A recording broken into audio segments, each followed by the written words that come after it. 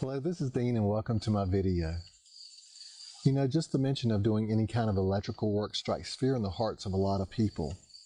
Today, I'm going to show you how I tapped into an existing electrical outlet to run an additional outlet behind a big screen TV. If after watching my video, you feel like this is something you feel comfortable in trying yourself, please be careful, take the proper precautions that are mentioned in this video. That said, let's get after it.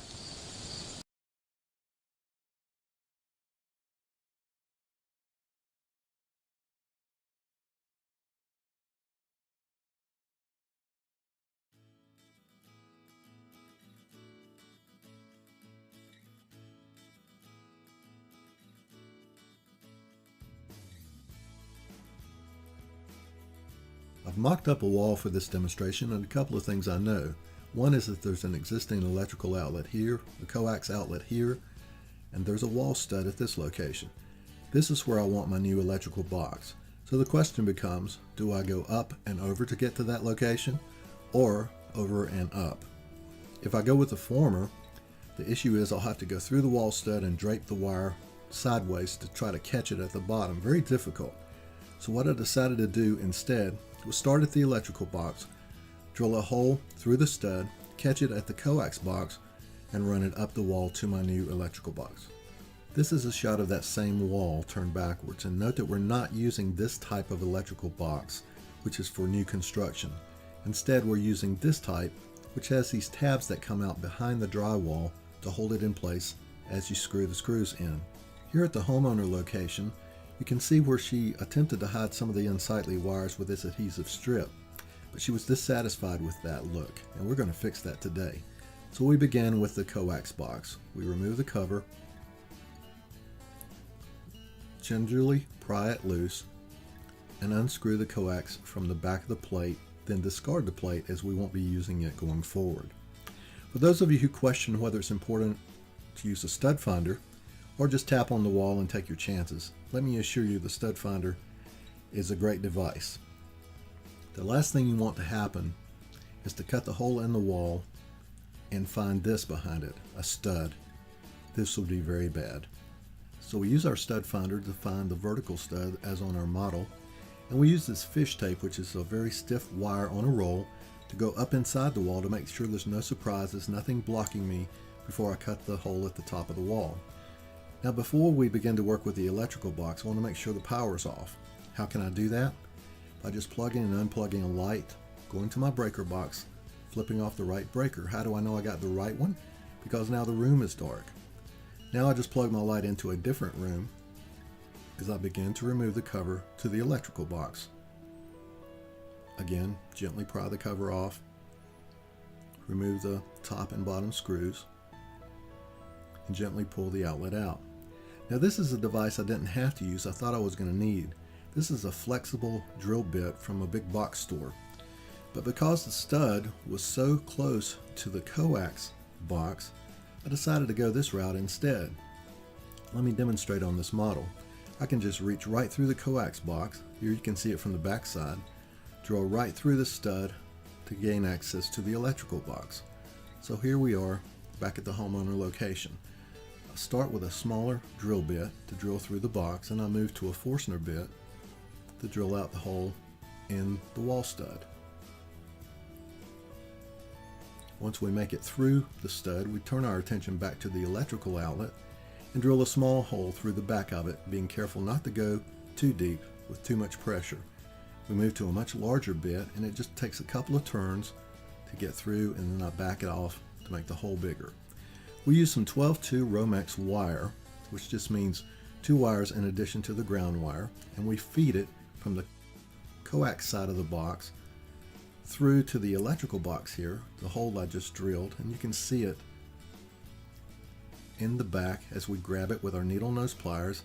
We're feeding the wire from the coax box to the electrical box now and pulling through more than I think I will need. Now we take our smaller drill bit, drill through the back of the coax box, and move to a much larger bit to drill out that hole larger as well. Now we turn our attention to the top of the wall. We use a level on the side of the box to make sure it's level on the side and the top. And then we begin to trace around the box in preparation for removing the drywall. Additionally, we want to install a box for the HDMI directly below the electrical box. We trace around for it. Here you can see where both boxes will be located. And we use a metal straight edge with a box cutter to lightly score around these marks.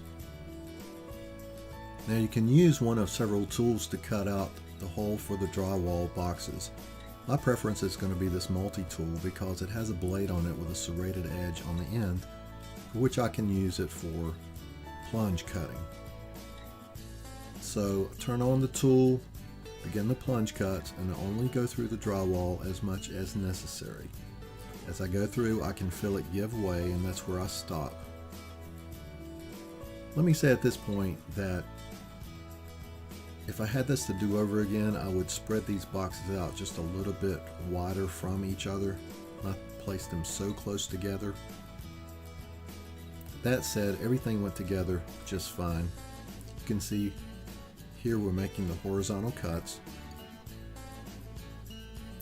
and then the vertical cuts.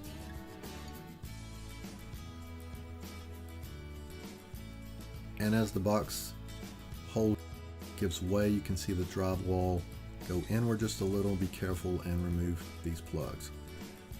Now we take our fish tape, fish it up through the wall, and grab it at the top. I want to mount the electrical box in this top hole.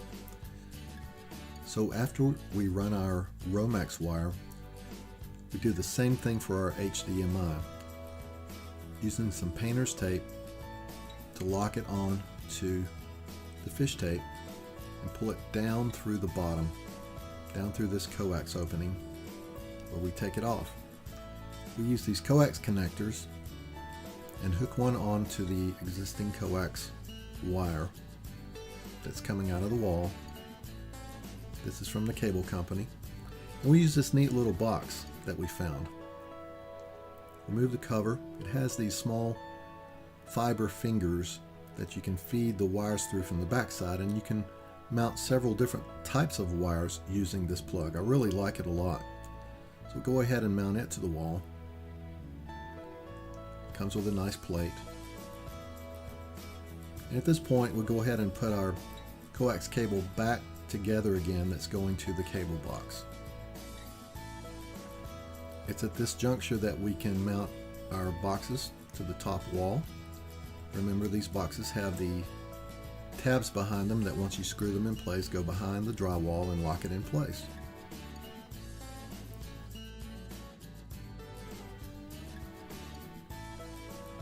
Again, we use the same type plate at the top of the wall for the HDMI cable, and this allows a homeowner to run other types of cable in this box at some future date.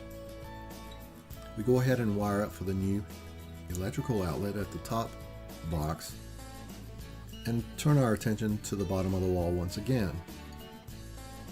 Our new Romex would begin to strip the wires off.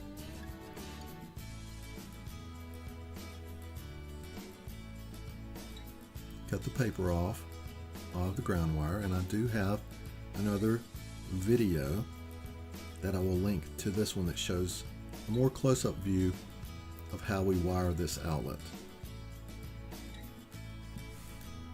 But basically, you want to move the white, hook it up to the side with the other white wires, the black with the black, and the ground to the ground. We gingerly press our outlet back in place, screw it back into the wall,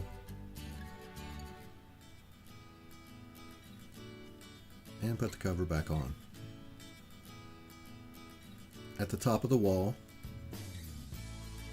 put our new outlet back in place along with the cover, and here's the end result.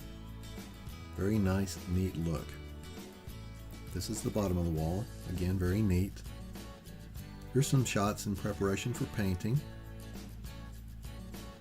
No more wires. We have some painter's tape protecting it, and you see the wire ties there, tying up the wires very neatly. And we have our TV remounted once again. The homeowner was nice enough to show us some finished pictures after the wall was painted. Well, I hope you enjoyed today's video half as much as I enjoyed doing the project. And if you like what you see, please subscribe to our channel, and we'll be bringing you more videos here in the near future. We'll see you next time. Throw up a red flag. If you're like most people, you have a big screen TV and it's up on the wall. And I also know that many of you need to move an electrical outlet behind, say, your big screen TV. You know, just the mention of doing electrical work is enough to cut. If you've never heard a car alarm going off, you just heard it then.